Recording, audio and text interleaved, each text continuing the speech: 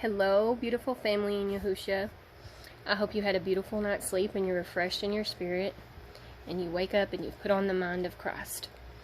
Okay, so I'm going to read a little bit more today on the preface about the New Testament, or the Brit Kadesh. Oh, beautiful Hebrew.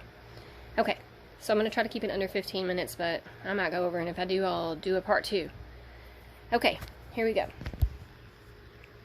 In this text, there are other changes of substance in the Brit Kadesh, the New Testament, as well. One change made in Matthew 23:1. Originally, the text read as follows: Then spake Jesus to the multitude and to his disciples, saying, The scribes and the Pharisees sit in Moses' seat.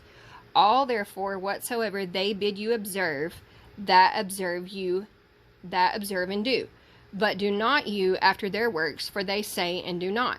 Matthew 23:1-3, King James Version. Okay. The mitzvah of the New Testament presents an interesting conundrum for those who believe in the inerrancy of Scripture, as it directs the believer to observe whatever the scribes and Pharisees bid.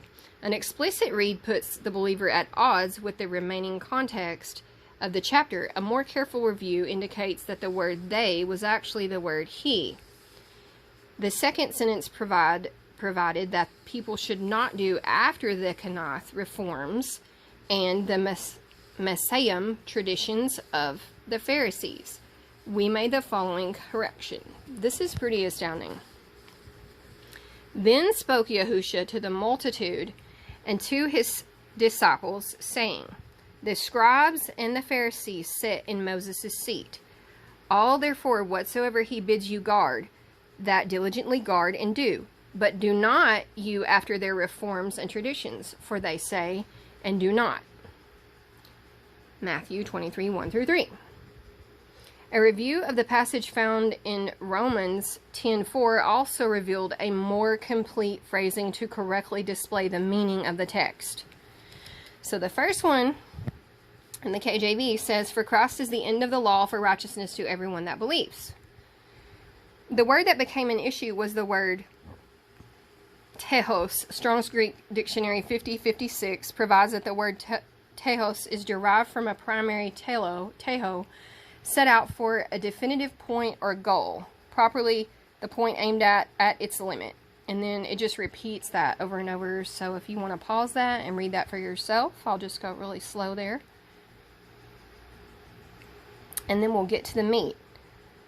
For Mashiach, Messiah, is the goal of the Torah for righteousness to everyone that believes. Wow, that reads very differently. Very differently. Okay. So I'm going to pause, and then we're going to go, well, I guess I don't need a pause. We can just flip right over to this. This is very, very relevant.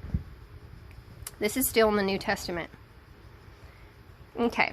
The most interesting connection in this text, however, is the correction made in the Shazon Revelation 13:8, which restores the original Greek letters to what has been interpreted for the last 400 years as 636. Here is wisdom. Let him that hath understanding count the number of the beast, for it is the number of a man, and his number is 636. That's Revelation 13:18. However, there are no numbers, but rather 3 Greek letters, chi, sigma, chi, blah, blah, and I can't read that, stigma. These letters found in Strong's Greek Dictionary 5516 are defined as the 22nd, the 14th, and an obsolete letter, 4742, as a cross of the Greek alphabet, intermediate between the 5th and 6th, used as numbers, denoting respectively 660 and 666 as a numerical 636, stigma.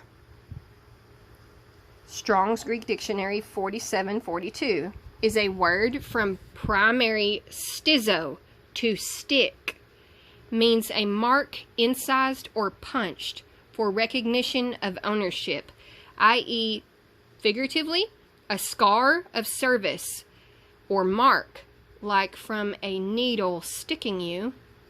For example, a stigmata, or another instance, to stigmatize, We elected to restore the actual picture of the mark as it was seen by John, Yochanan,